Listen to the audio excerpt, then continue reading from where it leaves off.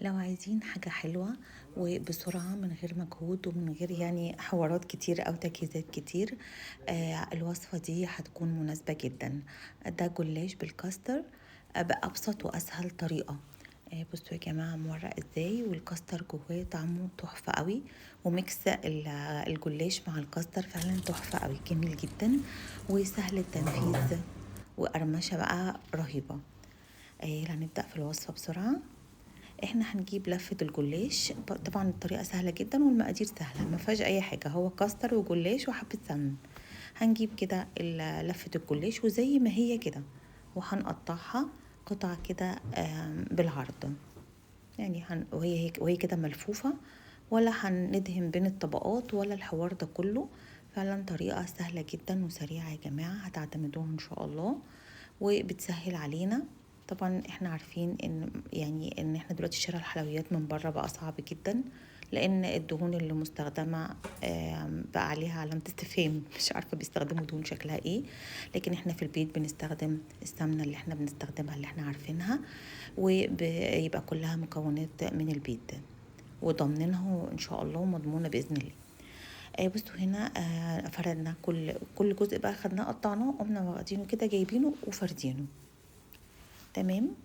خطوات سهلة جدا وبسيطة يعني.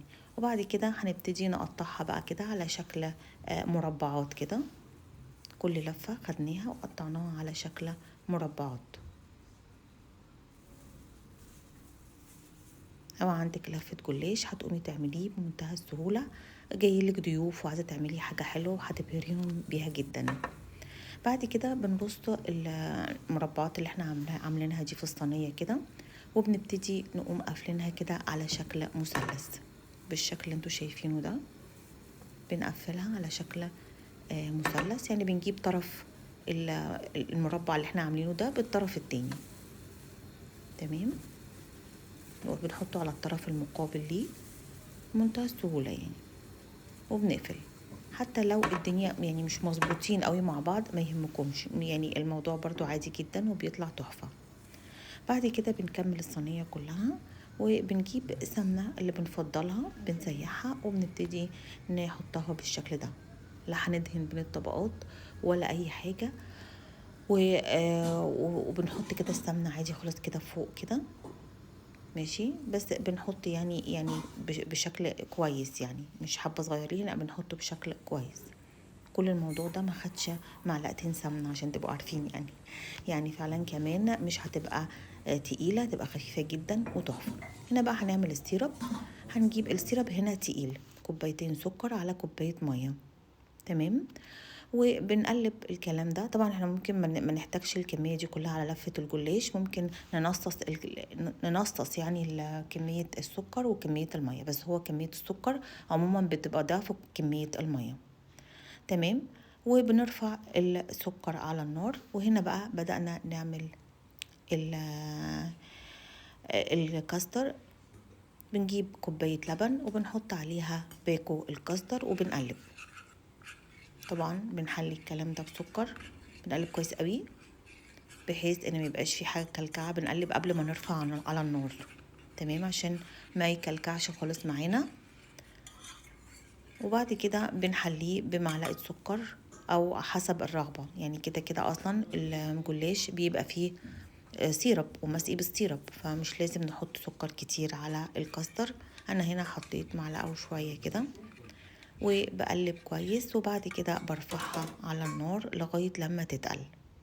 تمام. بس بجيب بعد كده الجلاش، بصوا حطيناه في الفرن على درجة 200 لغاية لما يحمر، على حسب الفرن بتاعكم، يعني ممكن ياخد ربع ساعة ممكن أقل. بعد كده وهو سخن كده بسقيه بالسيرب البارد. شايفين وهو سخن كده بقوم سقياه بالسيرب البارد، يعني بعمل السيرب قبل الوصفة، قبل ما ببدأ في الوصفة. هنا بجيب الجلاش، بصوا مورق ازاي يا جماعة بعد ما طلع، تورقته تحفة جدا، ومش محتاج ان احنا ندهن بين الطبقات بقى والكلام ده. هو السمن اللي اتحط على الوش ده هو كده كان كافي جدا ان هو يطلعه بالشكل ده. بعد كده جبنا كيس الحلواني، حطينا فيه الكاستر وبدأنا نحشي. بس كده منتهى البساطة جدا، وبقت الوصفة جاهزة معانا. هنحشيه بالكاستر بس، ومفيش اي حاجة تانية عملناها، وبقت وصفة جميلة جدا، شكلها حلو قوي، ممكن تتقدم للضيوف، وممكن احنا نعملها لنفسنا لو محتاجين نعمل حاجة. بجد ما خدتش 10 دقايق، يعني ما خدتش 10 دقايق، ولو قلنا بالتسوية ربع ساعة. ففعلا يعني بجد يا جماعة جربوها، تحفة قوي وهتعجبكم، وإن شاء الله بون ابيتي.